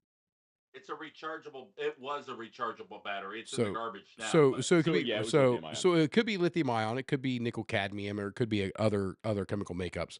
So it really depends on what it is. But once a lithium ion battery gets past its initial cell venting and releases its electrolytic solvent vapors into the air or whatnot, if you continue to use it, it's going to burn. So if it caught fire, it's going to burn until it's done. Luckily, a stun gun, even though it's a lot of voltage to us, there's not a lot of amperage there, so the amount of energy density is not very high. So it could burn itself out and just be gone. But there as soon is. As it caught fire, I discharged it, and I turned it off and pressed, empty the capacitors, and then just jammed the head of it into a wet rag, because at that point, well, that's what they train us to do at lithium ion battery safety school, is jam it into a wet rag. Run it under a cold tap. Just run it under a cold tap. You'll be fine. You'll be fine. It's you know what? Go ahead and put it back on the charge. You'll be fine now. Don't do that. Yeah. So I got it home and I put it in the middle of the garage floor in case it did. I wouldn't put it in my house. So I will not have an electric vehicle, and it's really hard for me to find because I wanted a zero turn, and I went to go buy one, and all the ones in the shops or all the stores were all battery operated. I'm like, They're all electric now. Yeah. I'm moved not. to Ohio. We got gas. So I bought a used one, and I bought one that's gas because to put one in my house. But now with my product, I mean, I could detect it and prevent a thermal runaway. David froze. I froze. There he is. Did I give? We lost. Did you. I give a You said thumbs you up? refused to have gas because of why? No, I refuse to have a don't- lithium-ion battery, something of that high density. If we're talking something small like a hoverboard or a scooter, something like that for my kids, all right, yeah, that's going to burn up and consume its fuel and be done. Over in the far end of the house, I got drywall. That's a 2-hour fire rating. We're good. I'm gonna be just fine. I'm gonna have smoke like crazy, but we're gonna live. Jiminy Somebody Christmas! should make something for that. Yeah, they really should. West. But yeah, my camera's all over the place. I know. I'm over sitting here fighting. I mean, it is like I like think a that's why battle. it froze. It's like it's getting worse as the show goes on. I don't know what's going Well, on. there was a brief time there. There was about 10 minutes where everything It's not was. your iPad. There on was his about side, it's not there us. was about 10 minutes where it was nice and cool. Oh shoot! Something just happened. Yeah. I heard the thing like Skype so my dropped. video keeps like shrinking and like getting really big, doing weird stuff. So I don't know what's going on. Yeah. Okay, there we go. It's true. All righty. He probably is. What's that? Is Dave drinking? So Yes, anyway. I'm drinking. That should just be the name of the show, just day drinking with Dave and Wes. So we actually talked That's about actually not a bad title. actually talked about a show like that the other day, We with did. with bourbon and cigars.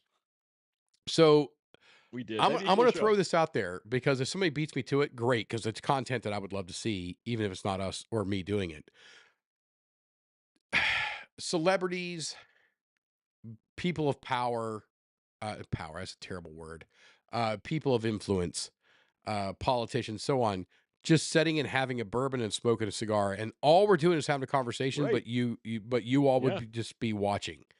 So let me know what you guys would think about that, because Yeah, but we're cool. I have just that guy. no. Joe Rogan had nothing, because Joe Rogan doesn't sit there and just drink a bourbon or three and smoke a cigar and just chill, and that's what it's gonna be. It's some of the show could just be Well, so 10 minutes of silence. are you talking about the idea that we have lots of ideas every So- watching and listening. We have lots and Oh lots my of ideas. gosh. David, are you talking about the idea where we had people from two opposing political No, parties this is a and different we all one. just kind of sit down? No, this was a different one. So that was a good idea too. That was a where different. you have That like was a people great one. from opposing political, like polar opposite political Mm-hmm. parties, and we just come together, no politics, Yeah. just have a Yep. drink and chill out and have a good conversation. Yep. Yeah. Yeah. Everything except the stuff that separates us. Right. We can talk about everything We call it except the common stuff. grounds. Yeah, that's what we were gonna call it. Common grounds. So yeah, we have. Yeah, you and I. There, I tagged you on a thing earlier today. Maybe yesterday actually. Like we all had that friend, and it was a picture of Joe Rogan and maybe Dana White and Trump all sitting at a table, and they're all like, it literally is just like, oh, I have this great business idea, and they lean in and they start talking to each other, and I'm like, and I'm sitting here going, I've been part of that conversation. West and me and any other random Right. third person. We've done that. We've actually had that conversation. So yeah. Yeah, David and I are literally those guys who every Yeah. 10 seconds will be like, that'd be a great business. Yeah. We should start that business. Of all of us, who's the only one who's ever sat down with Donald Trump? Me. Me. You sat down with Donald Trump? Well, I saw him from a distance once. And, Did ya? and you sat Yeah. down. Where at? It was in the 80s, though. In the 80s. That doesn't count. Actually, it was 90s. Actually, I haven't. I haven't, but I plan on it. So we'll do it soon. There you go. I'll reach out We'll to him. make it happen. We'll make some stuff happen. I'm sure we'll get on that list. I have no doubt. I He's doing a lot of podcasts these days, so I think we'll be we're on the fast track, David. yes, that's it. Yeah, this is the podcast that everybody's trying to get on. We just turn everybody down. It's true. It's true. It's not true. What's that? Oh man, You should. That'd be good. Let's give it some thought. You should. get your freaking anyway- French fry anyway, you wanna solve the channel up and problem. running. Yes, get your French fry. Fry me to the moon. We actually made him a YouTube channel called Fry Me to the Moon. You need to have this and, happening. he didn't do a single thing. You need to have this happening, dude. Yeah. You can make more money in a month than you've made in your entire life on that channel.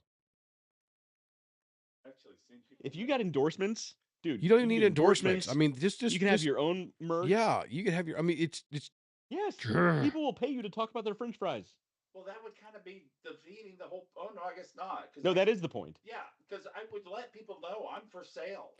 Well, yeah, obviously. yes. Yeah, We're Matt. Here's what you have to realize: we're all for sale. It's just a matter of how much. 100% of my money that comes in goes to me, none to charity. Yeah, screw those underprivileged orphans somewhere. I said that in school the other day. And oh my word, did people get upset? Really? Well, you go to art school. You got to be socially conscious. Really? So Yep. so I'm not going to be socially conscious here for all the art school people watching right now, which is all none of them. Hey, I went to art school. So one of them, oh, two of them, because I got two people. Okay. Too. Yeah, you got Matt back here. Those are the type of people that want other people to donate their money, but don't want to donate their own. Right. So the thing. So kids who go to art school, they're the kind of kids who want to be socially conscious, but at the same time, they don't want to give up their money. They want their rich daddies to give up their money. Or they want other people to. Yeah. No, thank you.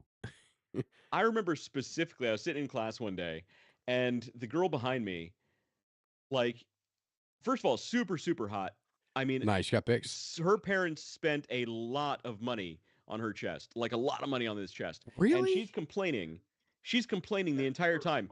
She is never gonna. Her heart obviously had problems, like pumping blood through all of that mass and in front of it. But she was never going to talk to her dad again. She was so mad because he only bought her the new BMW convertible and not the Hummer H3 that she wanted, and she was never going to talk to him again. Look, Okay. yeah. So I don't blame her. I think she had a good point. Those art school kids, top notch. I lived in the back of a Ford Crown Victoria that didn't have heat, and it had a leaking fuel rail, and I was grateful for that because my grandmother gave it to me. So at least I had a roof over my head for a small period of time. So you're saying you might have some issues. So yeah, with this lady's comments. Yeah, that lady doesn't know her. God bless her heart. For our southern viewers, bless her heart. Well, so she and I were actually on pretty good terms. I didn't comment. She and I were on good terms Oh, I because bet. Because of the fake thrift boobs. store jacket that I was wearing reminded her of Eddie Vedder. So I was like, all right, I'll take it. I'm sorry. What? All right, I'm gonna need that whole thing again. Your what jacket? The thrift store jacket that I was wearing reminded her of Eddie Vedder. So so she and I were on good terms. For those of you in Rio Linda, that's Eddie Vedder is Pearl Jam's lead singer. Yeah. And that's not necessarily a good thing. I mean, you got red hair and look, I took it as a compliment. She might have meant it as a complete insult. She could have said Carrot Top. Okay. She should have said you look like a prop comic. You're I was like, oh, a prop comic. But she said Eddie Get it. Vedder, so I took it. Okay. I took it as a compliment. All right. And now I'm not sure where to go with and that. now here you are in No, a t-shirt and a cardigan. You're kind of well, see, I wore this cardigan because this one doesn't necessarily look exactly like a bathrobe. So I thought I looked like I was somewhat fully dressed. What's funny is I don't own. used to be Not class only do I not own a cardigan, I don't own a sweater. Well, you're missing out. I David. must be. I don't know, but You need a good cozy sweater. Yeah, I'm asking for a Shorzy jersey. Shorzy. I can't get into Shorzy. You know what? That's you. That's you. Mm. You got a problem. Mm-mm. You got some kind of mental defect. You can't watch Shorzy. I don't even want to look at I don't want to talk to you, bud. I don't want to talk to you. It's a Give your balls it's a poor substitute for the original. Give show. your balls a tug. Did you just say? Did you just tell him to give your balls a tug? Yeah. Nice. Nice. There will be no ball tugging on this show. Everybody watching and listening. This is not that kind of show. So there are certain people that are going to understand who Shorzy are. There are some people who just are not going to get it. And in order to understand who Shorzy is, you need to go back to the television show called Letterkenny.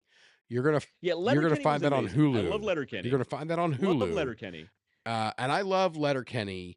I've only seen some clips. I've only seen some clips of Shorzy. I haven't really fallen down that hole. See, And that's the funny thing. The character of Shorzy was really funny on Letterkenny because you never saw his face. Yeah. He was just this kind of personality out there that said this really hilarious, funny stuff. Yeah, but like in the show Shorzy, it's the same. It's the same guy from Letterkenny. Yeah. And like it takes me out of it. Yeah. My brother watched Letterkenny, and he watched Shorzy and never seen Letterkenny. Yeah. Oh, and he's almost in tears. I mean, that would work. That he found this show that in this day and age is so mean. Oh yeah, and he just it is. loves It is. Yeah, Shorzy's brutal. Shorzy's brutal. It's rough. It's rough. It makes me happy to see bullying. See, I think about that with hockey just in general. Yeah. Yeah, I think about that. So Dan McDonald says, ball gagging, bit no ball talking. I think he's drank more than. I'm not sure where to go with that, I'm not sure. I think he might be drinking more than we are, but I mean, and that's impressive. Look, Dan, Dan, give your balls a chug. We don't judge on this show, Dan. Oh, dude, I gotta go to Toronto sometime soon. I'm gonna use that a lot. No, David. You know what? If you're going to Canada, you got to get an allegedly T-shirt. Allegedly, with an ostrich on it. With the ostrich. With the ostrich. Going up to Canada using their language. Oh yeah, they're gonna love that. Oh, I love it. So I'll go. tell you, I went up to Canada. I went up to Canada, and I go over. I'm in Toronto, and I end up with the letter carriers, postman, the mail, the Canadian mail, union people, and we're partying at this hotel. And I kind of just integrate myself in with these people, and they're educating me on why the loony's called a loony and why they called it a toonie and the toonie is a toonie. And the toonie and the so on and so forth and because all the it's stuff. not a real country; it's America. I'll tell you, everybody was frickin' awesome. Absolutely frickin' awesome. Everything is awesome. Hanging out with Justin Trudeau. I mean, no. I Every one of them, and these are the union mail workers, the union group from the mail workers and letter carriers. They fucking hated that guy. Fucking hated that guy. Just no ifs, ands, buts about it. You're like, and fuck, I mean, it was all, the typical, hey, we're happy Canadians. They're very polite. They are very polite. And I'm a very polite person too.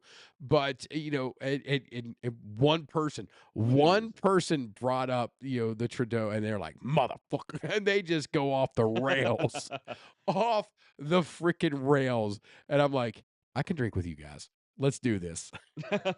And so Dan I says, did. Let me know when you go, and I'll meet you up there. Yeah. So Dan, yeah, absolutely. Next time I go up there, I'll let you know, and maybe we can meet up. I like to make the tour around the lake, around Ontario, because there's some really good cigar places up there that I can get Canadian cigars. Actually, you can get Canadian cigars. Because I actually met a Canadian tobacco grower. Actually, down here in New York, or actually not here, but down in New York City. But you can get Cuban you can get Cuban cigars up there. And when I go, I always love. So I'm not a huge fan of the Cohibas. I don't. Matt's taking off. See you, Matt. See you later, Matt. Hey, don't make a ton of noise up there. Don't wake the kids. I get complaints. Yeah, I'm just saying. When you leave, the wife comes down and she's all like, "Motherfucker." Oh, Dan says his new corporate office is up there. Yeah, I know that. I wasn't going to point that out, but I know that. Dan, I don't even know who you work for. I know who he works for. It's a whole thing. It's a thing. David, next time you go, I'll give you some money. You have to change to loonies or toonies or whatever. I just swipe a card, dude. Monopoly money they use, but give me some Cubans, and I'll give you. Well, some it depends on what. So I don't go after the Cohibas, and that's what everybody's after. But I prefer my cigar. If I could have, I think the Cuban Cohibas are great. They're a little overrated, but they do have good name value. They're good. I like the Montecristos or the Romeo y Julietas. The Montecristo No. 2, Habana. That is my jam. It's a good one. I could smoke that cigar morning, noon, and night. No ifs, ands, buts about it. That's my cigar, the Montecristo No. 2. And if I could take, so I've got a humidor over here. It's probably got 300 cigars in it right now. Yeah, I'm super jealous. And of I you, by have the way. room Rub that in. for many hundreds more. I've just got. It's basically a walk-in humidor you got for $100. Yeah, it was a great deal. But we could I could do that. And if every single one of them was except for 2 boxes, if everything else was the Montecristo number 2, the only 2 other cigars I want is the Black and M81. That's a triple Maduro because that will bring the heat, and I love that cigar.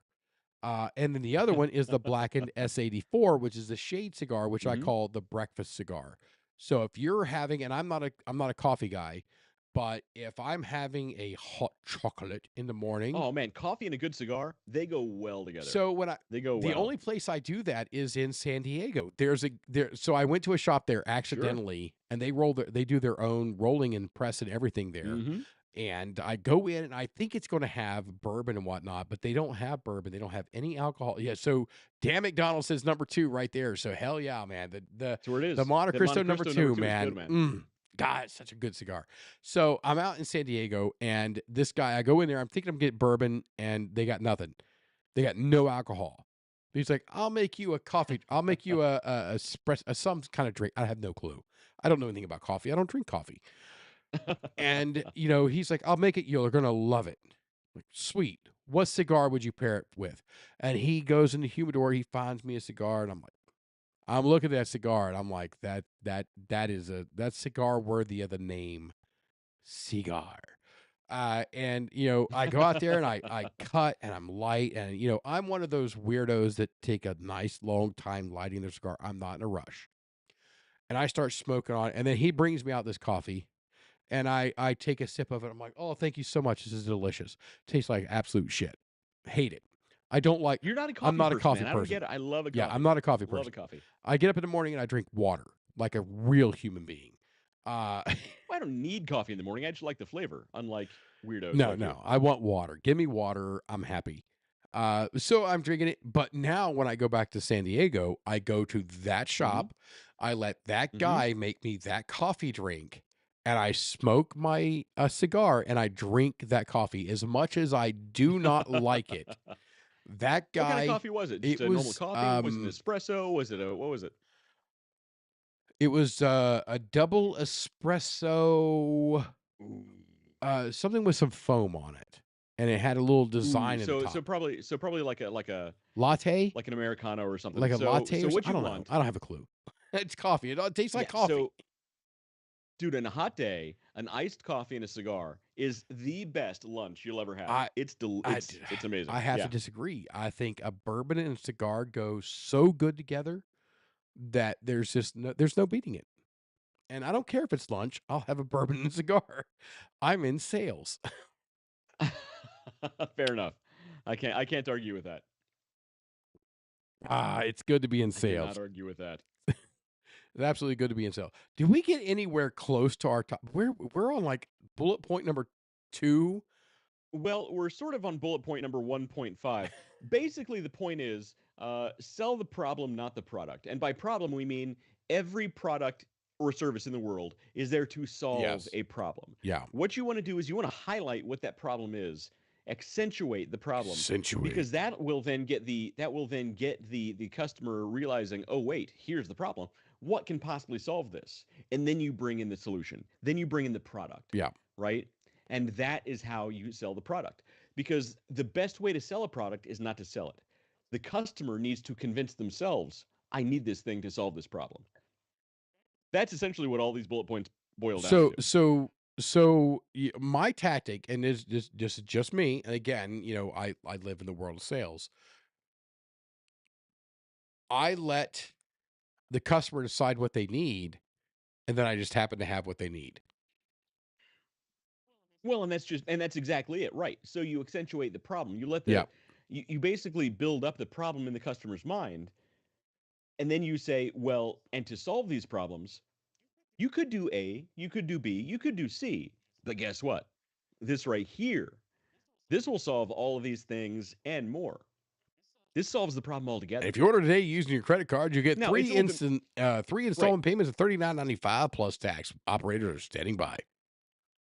But then I go another step further. I say, and look, maybe it's a little more expensive. It's a little bit more expensive.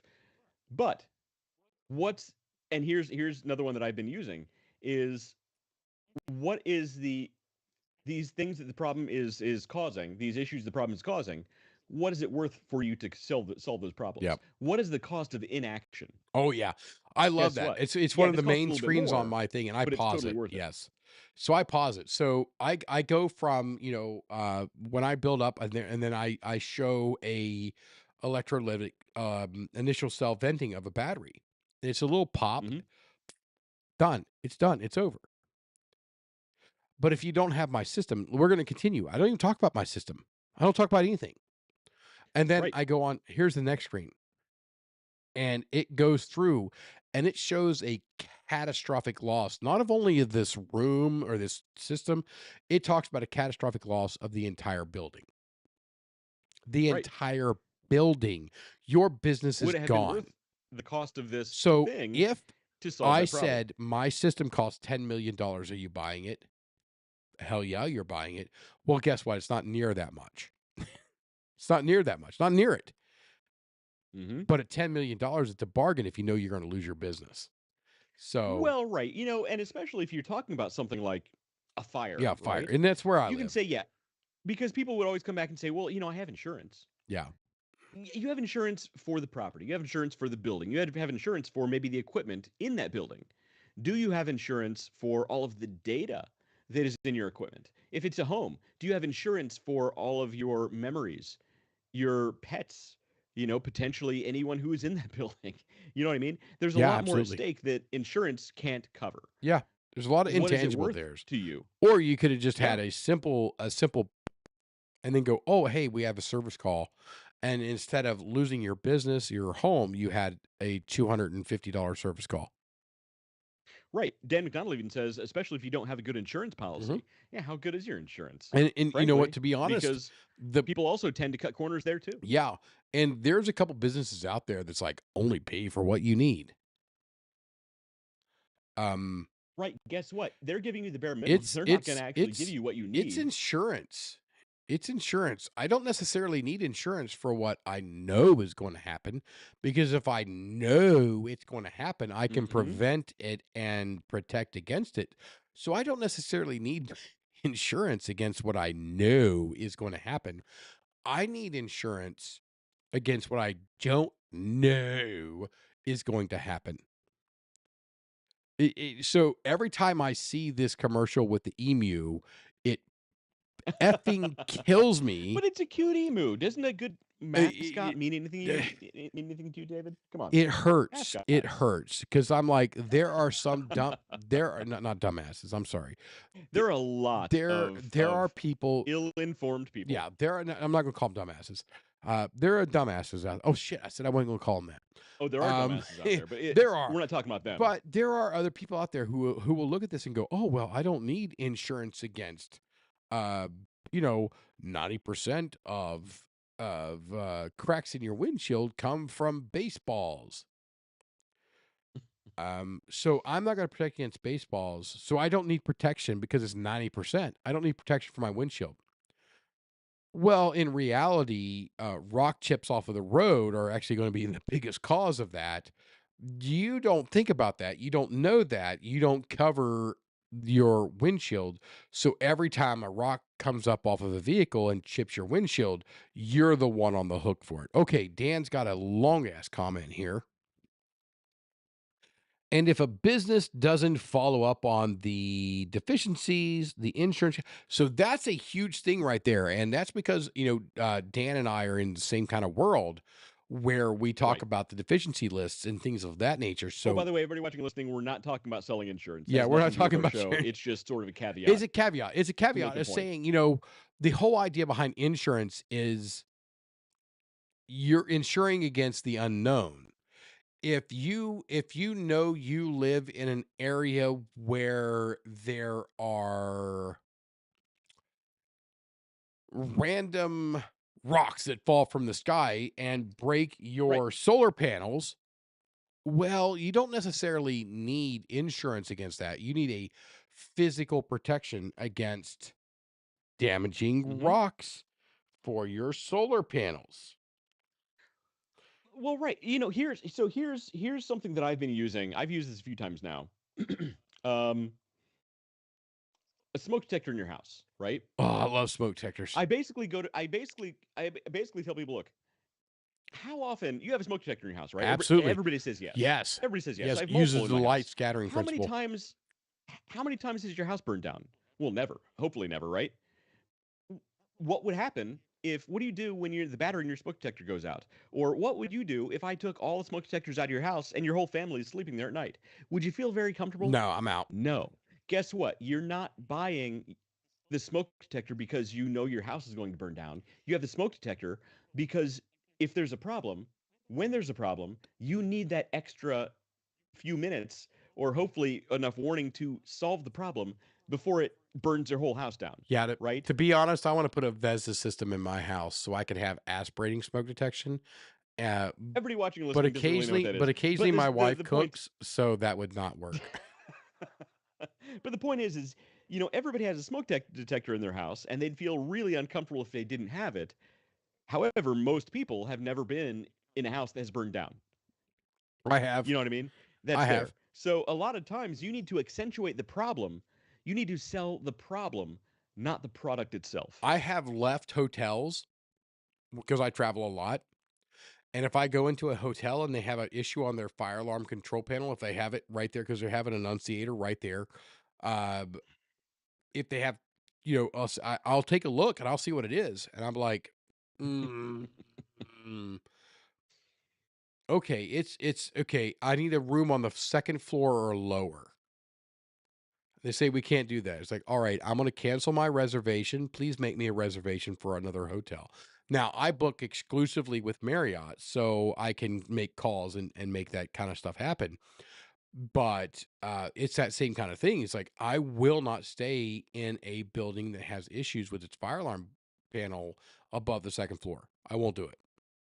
Simply will not do it. I can jump Sure. out and suffer my In your fat world, ass. I don't blame you. Yeah. I can jump out of a building on the second floor and suffer my fat ass falling on the ground and breaking a leg at worst case scenario. But any higher than that, no, I'm not doing it. So if they can't give me a room at the second floor or lower, and that's it, or fix your fire alarm system. Dan McDonald says, that's the irony in my position. I had a house fire in a house I was living in, and it didn't have smoke detectors, and I'm in the life Yeah. safety industry. Dan, that sounds like a problem.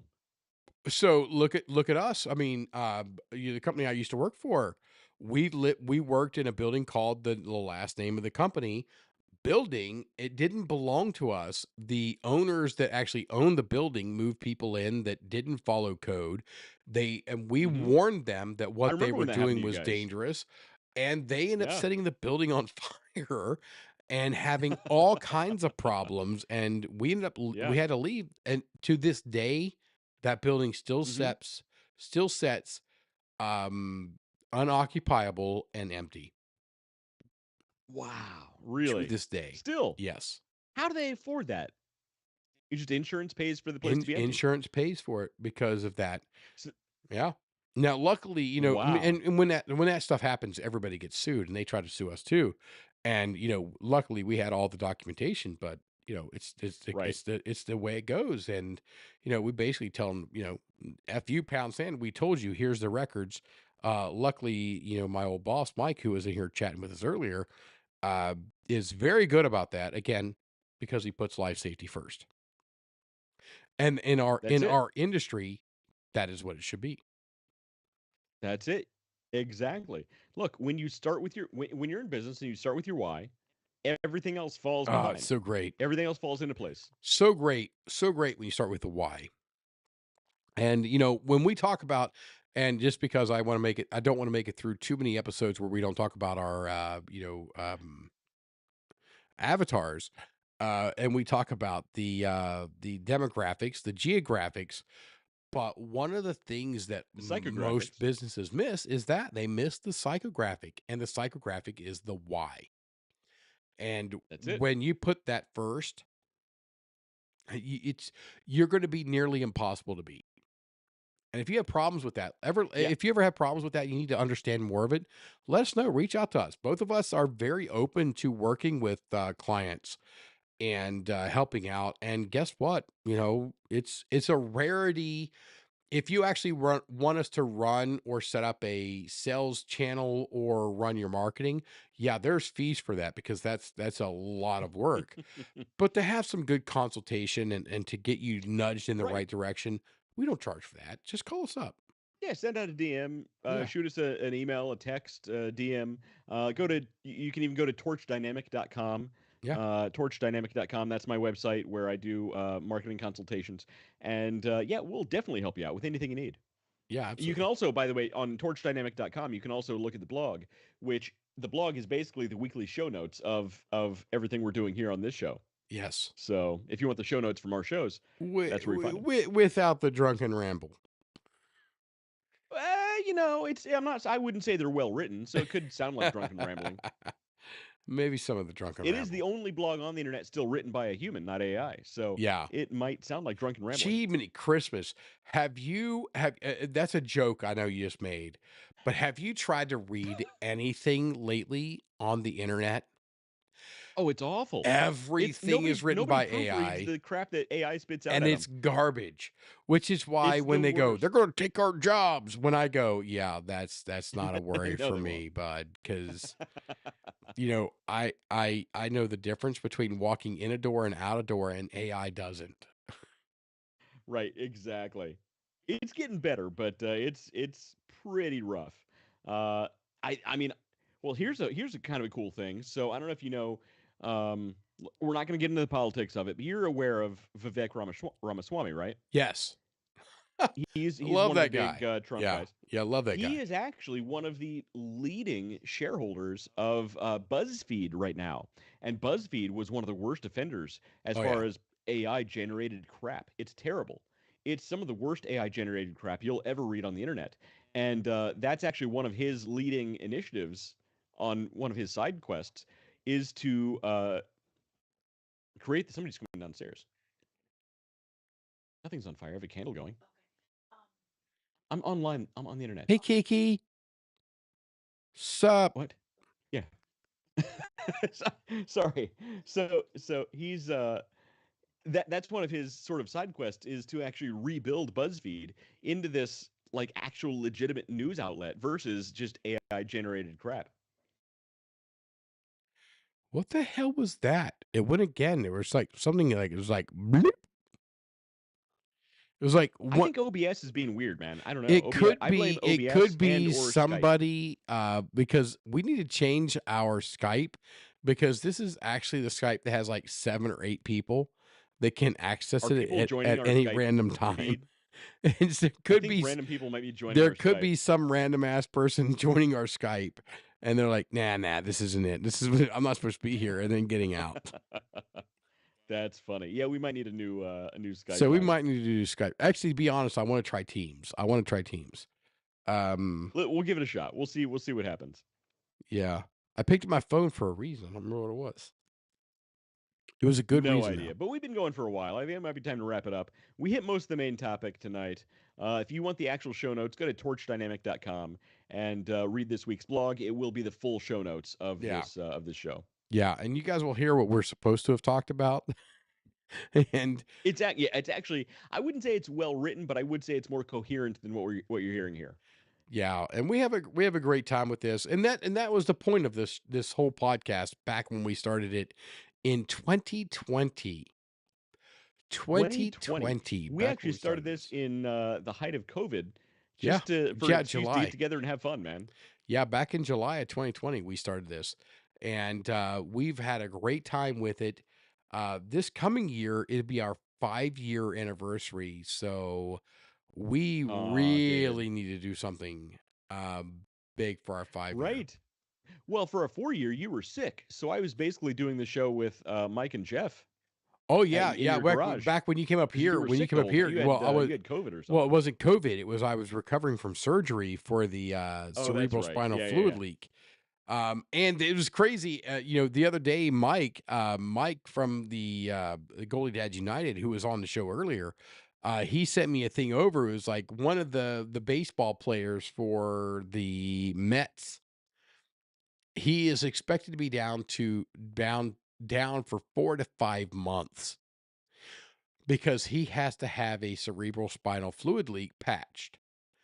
And so you're not the only one. And I'm like, rookie, I took like 2.5 days off. Right. Like, well, this guy you're needs to also step not up. like a top athlete. Neither no is offense, he. David, but like Neither is this guy. This guy's a baseball player. Baseball players, no. They're out there chewing tobacco, smoking cigars, getting a pipe in, and watching. They're watching another baseball game while they're playing the baseball game. I mean, they sprint for at least 20 yards at a time. Yeah. I can sprint. I can sprint for 20 yards. After that, I'm going to need to puff my inhaler, take a heart pill, and then we can do another 20 yards. That's basically what they're doing anyway. Yeah. Well, I mean, with all the roids they're taking, their hearts are about to explode at any given moment anyway. I do not identify with that comment if you want to sue somebody. I didn't say anyone specific. I just said you look said at the size all of their baseball bowling ball shaped You just said all baseball players are roiders. Okay. Very, very much on steroids, yes. And if they can give me any tips about where I can buy some, I desperately need them. I don't know. I think your head's big enough. I'll take that. Fair enough. That's good stuff. But I'm bummed. So I think we're pushing right up against the 10 o'clock hour. So we've been pushing right around 2 hours of the show. We got through. I don't want to say most of the actual topic, but we got through some of the topic and a lot of not the topic. So I think it was a good show. So par for the course. All right. Yeah.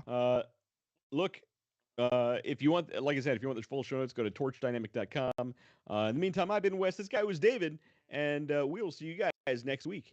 Now I'll hit the button that says outro, right? Now you can hit the button. See, I was going to hit the button, and I can't hit the button. I got the button right here. Oh, shit. There was like all kinds of hearts. What the hell happened there? I love the button. I love the button. Are we on the... See you guys. Hey, hashtag hit your love button.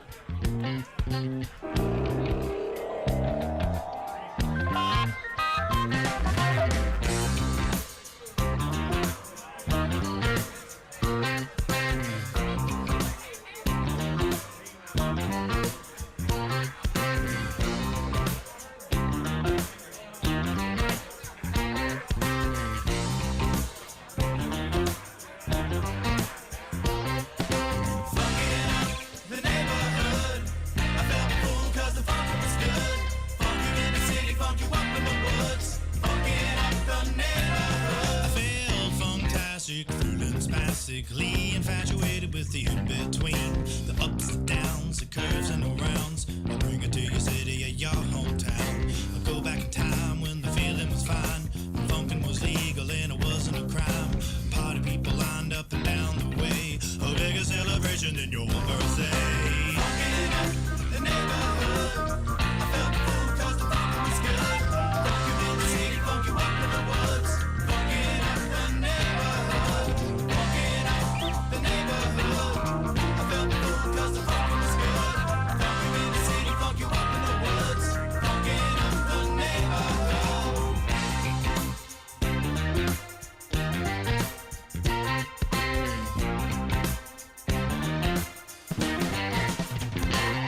And I have seen the world pristine, funk you up in the bushes, funk you down in the trees. Now look around, all the frowns, the yellow, the white, the red and the brown. And keep in mind, it never costs a dime, 'cause funkin' is free, I remember the time. Now look today, the streets are gray, time to take it back to yesterday.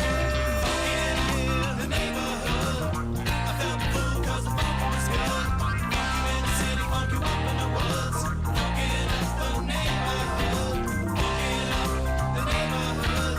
I felt